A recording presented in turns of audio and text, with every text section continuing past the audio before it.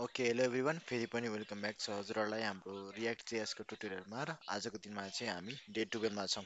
So आज चाहिँ हामी रियाक्ट जेएसमा चाहिँ फङ्सन क्लास कम्पोनेन्टमा प्रप्स कसरी युज गर्ने भनेर देखाउँछौँ। सो हिजोको दिनमा हामीले फङ्सनल कम्पोनेन्टमा चाहिँ प्रप्स कसरी युज गर्ने भनेर चाहिँ भिडियो हालेको थियौँ।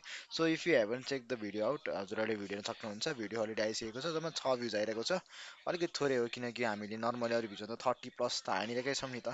सो अलिकति चाहिँ यहाँनिर हाल्नु पऱ्यो किनकि मैले एक हप्ता ग्याप गरेको थिएँ त्यही भएर पनि हुनसक्छ हजुरहरूलाई नोटिफिकेसन नआएको हुनसक्छ। सो एकचोटि चाहिँ हजुरहरूले चेकआउट गरिदिनु होला है।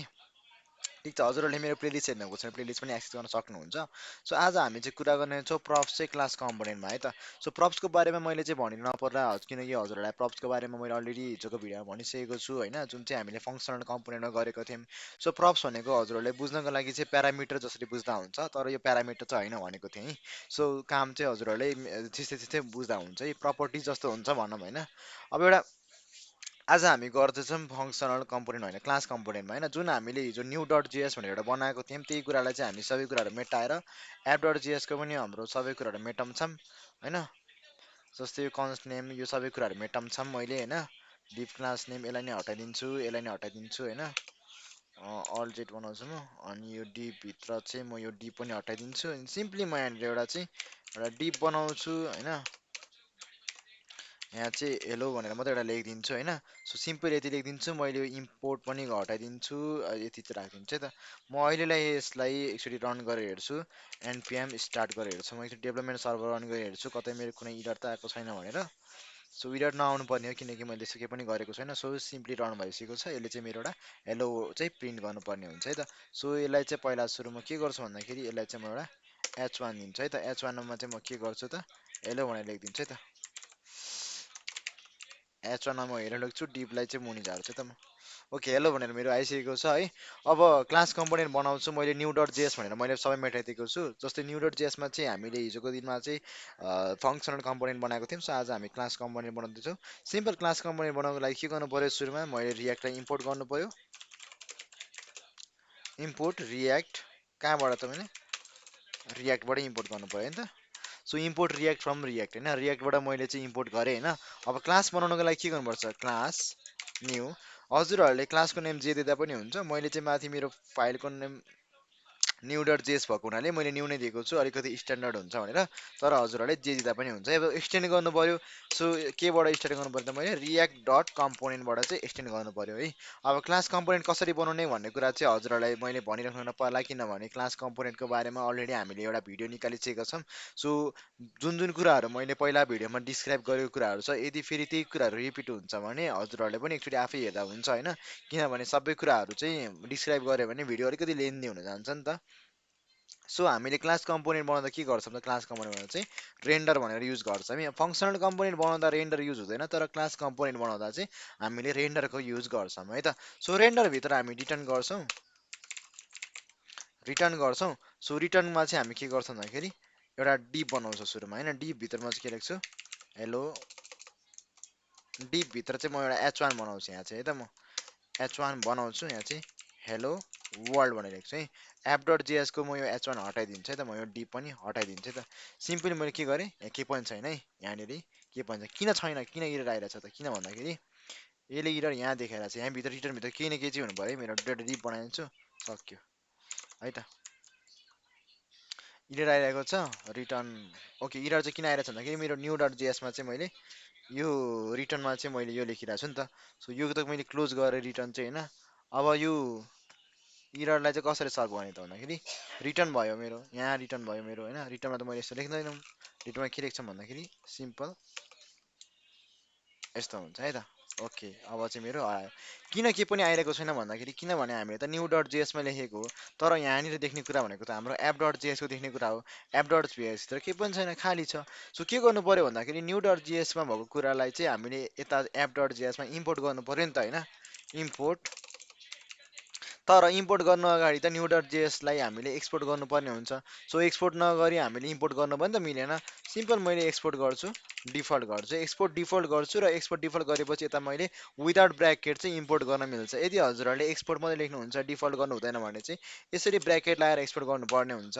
तर मैले चाहिँ उता एक्सपोर्ट गर्दा डिफल्टमा एक्सपोर्ट गरेको हुनाले चाहिँ यता जस्ट मैले चाहिँ इम्पोर्ट गर्दा हुन्छ है त। So मैले अलरेडी इम्पोर्ट गरेको छु import new from dot slash new भनेर यसरी हालिसकेको छु। सो यहाँ अब हेर्न सक्नुहुन्छ यहाँ चाहिँ आउनु पर्ने हुन्छ है त। अब यहाँ किन आएन भन्दाखेरि मैले यहाँ रिटर्नभित्र के लेखेकै छैन नि त। अब मैले रिटर्नभित्र लेख्नको लागि के गर्नु पर्यो भन्दाखेरि उता मैले बनाएको नि होला चाहिँ यता मैले बनाउनु पर्यो यसरी। अब बल्ल चाहिँ उताबाट चाहिँ यता डेटा आउँछ नि त। तर यसले मलाई दुइटा इयर देखाइरहेको छ। एकचोटि यसलाई हटाइदिउँ। सो दुइटा इरर भनेको यसले के भनिरहेको छ भन्दाखेरि डट स्ल्यास न्यूमा चाहिँ मेरो इरर देखाइरहेको छ है। अब इरर चाहिँ किन देखायो त हामी हेर्छौँ। मैले इम्पोर्ट गरेकै छु त होइन। इम्पोर्ट न्यू फ्रम न्यू यो न्यूबाट अब इम्पोर्ट गरेर आएको छु। सो इम्पोर्ट गरेपछि एप डट हाम्रो जेएसमा चाहिँ मैले यहाँनिर लेख्नु पर्ने त्यसरी न्यू गर्छु अनि यसरी क्लोज लेख्दा पनि हुन्छ है त। Compilation default export default import as new was not found that slash new mode slash no exports कि ठिक छ। मैले न्यू डट जेएसमा एक्सपोर्ट डिफल्ट त गरेकै छु त। Export default class new extends React dot component render कहीँ मिस्टेक छ त। मिस्टेक त छैन।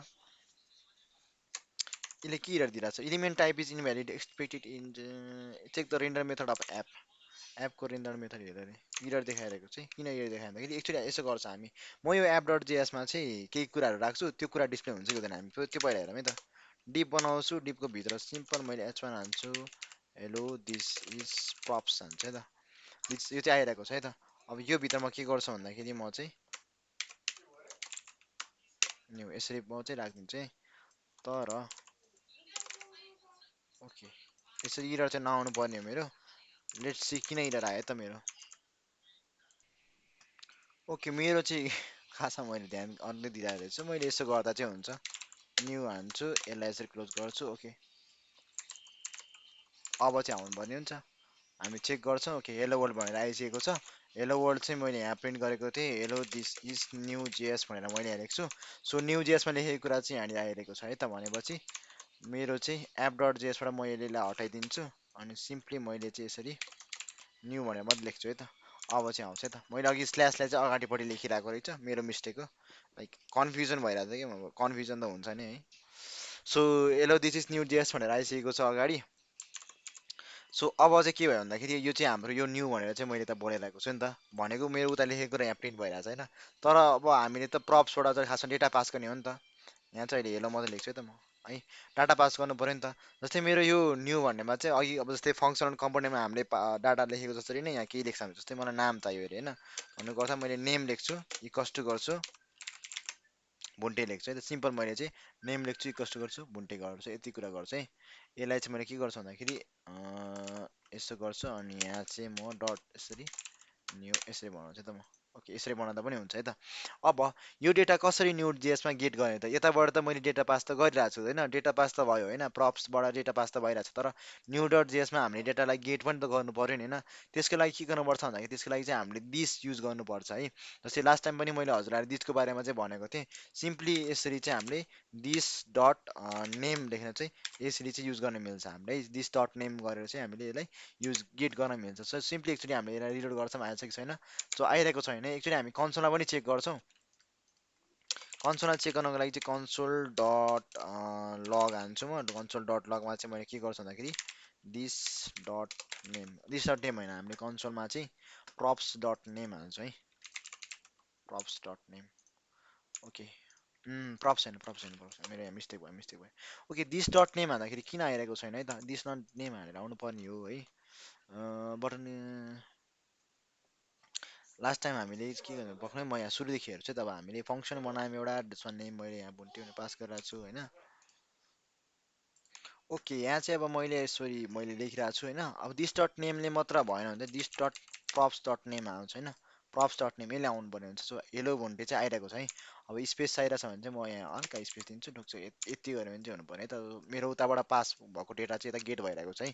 भन्नुको अर्थ मैले एप डट जेएसमा जुन कुराहरू देखाइरहेको थिएँ नेममा चाहिँ त्यो कुरा चाहिँ मैले यता न्यू डट जेएसमा चाहिँ गेट गरिरहेको छु है। सो यसरी चाहिँ काम गर्ने हुन्छ है हाम्रो जो क्लास कम्पोनेन्टमा चाहिँ।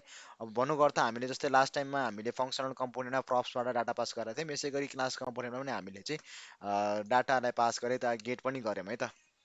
अब यसै गरी हजुरले चाहिँ डिफ्रेन्ट टाइप्स अफ मल्टिपल डेटाहरू पनि पठाउन सक्नुहुन्छ। इमेल एज होइन, अब यहीँनिर हजुरहरूले इमेल लेखेर होइन, इमेल check@gmail.com यो लेखेर पठाउन सक्नुहुन्छ। सो यतापट्टि गेट गर्नको लागि सिम्पल एउटा H1 बनाउनुहोस् होइन।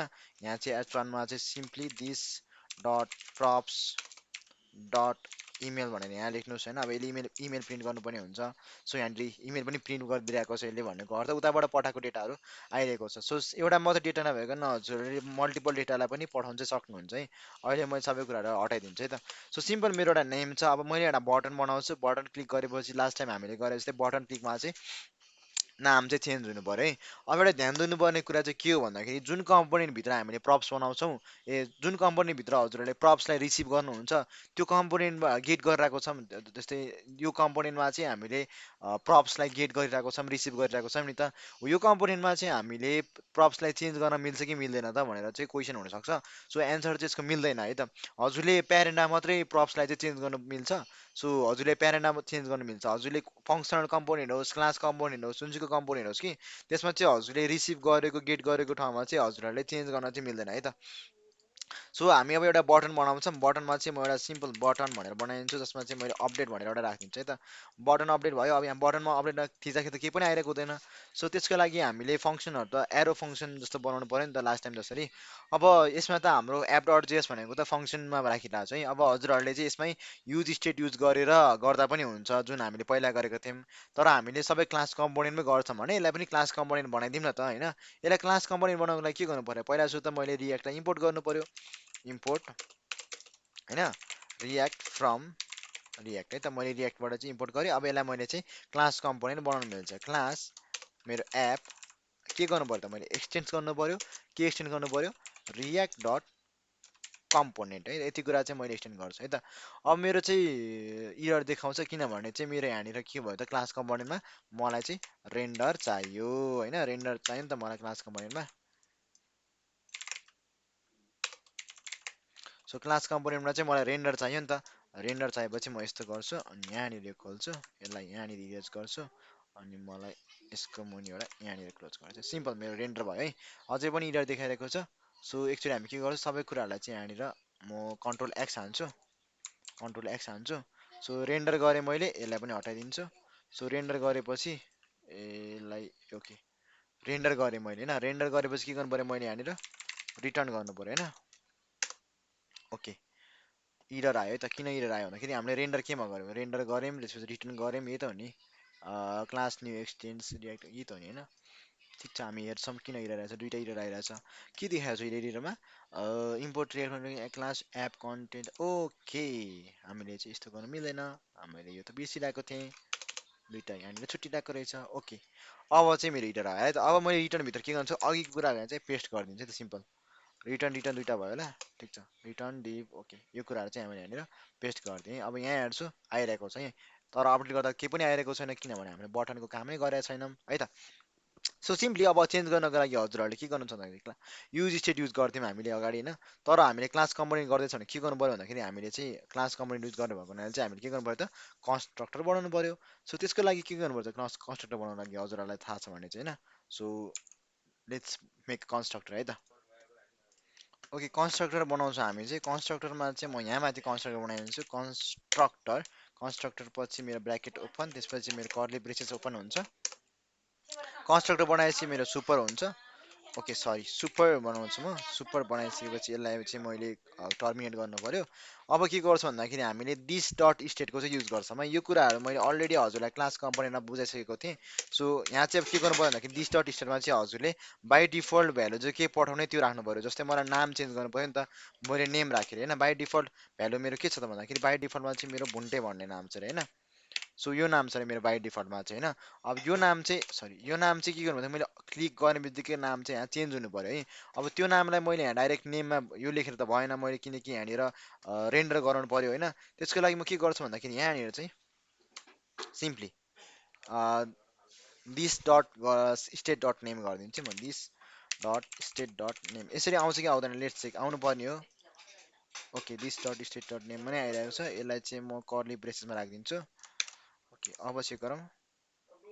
Okay okay okay okay this dot state dot name okay okay अब चाहिँ आउँछ है ओके 11 अब चाहिँ आइरहेको छ है भन्नुको अर्थ मेरो माथिपट्टिको जुन मेरो बाई डिफल्टको नाम थियो दिस डट स्टेटभित्र यो नाम चाहिँ मेरो कहाँ आइरहेछ भन्दाखेरि यो नाम चाहिँ मेरो यो न्यू भनेर जुन नेम मैले एउटा बनाएको थिएँ पास गर्नको लागि यसमा चाहिँ मेरो रेन्डर भइरहेको छ अनि यो कुरा चाहिँ मेरो यहाँनिर आएर चाहिँ दिस डट प्रप्स डट नेमबाट चाहिँ यहाँबाट रिफ्लेक्ट भइरहेको छ है अब मेरो बटनमा यहाँ अपडेट भन्ने एउटा बटन छ यहाँ क्लिक गर्ने बित्तिकै मेरो चाहिँ यो नेम चेन्ज हुनु पऱ्यो अरे त्यसको लागि मैले बटनभित्र एउटा एरो फङ्सन बनाउनु पर्ने हुन्छ अन क्लिकमा ठिक छ अनक्लिकमा एरो फङ्सन कसरी बनाउने भन्दाखेरि हजुरहरूलाई थाहा छ होला है अनक्लिकमा इक्वल्स टु यो साइन त्यसपछि नाम दिनुहोस् दिस डट सेट स्टेट भनेर हुन्छ सेट स्टेटभित्र हजुरले के दिनु पऱ्यो भन्दाखेरि चेन्ज हुने नाम दिनु पऱ्यो है सिम्पल ब्याकेट ओपन गर्नुहोस् कर्ली ब्रेसेस ओपन गर्नुहोस् नेमलाई के गर्नु पऱ्यो त च्यान्टे भनेर राखिदिनु पऱ्यो नेमलाई चाहिँ मैले च्यान्टे भनेर राखिदिएँ यसलाई चाहिँ डबल कोट्स भित्र राखिदिनु पर्ने हुन्छ सो यति गरेपछि मेरो अनटिक फङ्सन पनि भइहाल्यो है त ओके रिलोड गर्छु म अब मैले बटन क्लिक गरेपछि मेरो नाम चाहिँ अपडेट हुनु पऱ्यो है अपडेट चाहिँ भइरहेको छ है त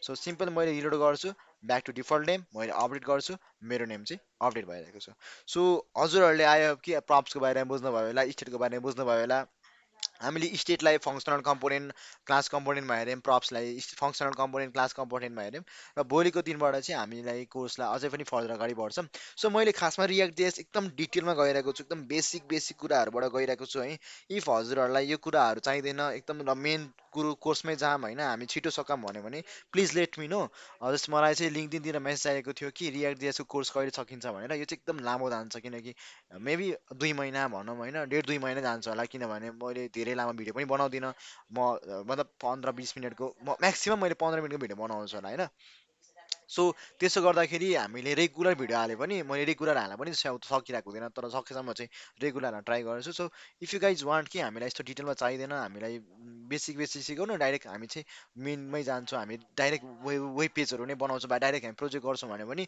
वी क्यान डु द्याट है तर मैले चाहिँ सोचेको बेसिकहरूबाटै जाँदाखेरि ठिक होला भनेर सो हजुरहरूलाई कस्तो गर्दा ठिक हुन्छ please let me know so आजको लागि चाहिँ यति नै hope you guys enjoyed it केही कुराहरू सिक्नु भएको छ कि छैन प्लिज लेट मी नो केही कन्फ्युजन छ भने मलाई लिङ्कडिन तिर मेसेज गर्दा हुन्छ है त so that's it for today keep supporting है त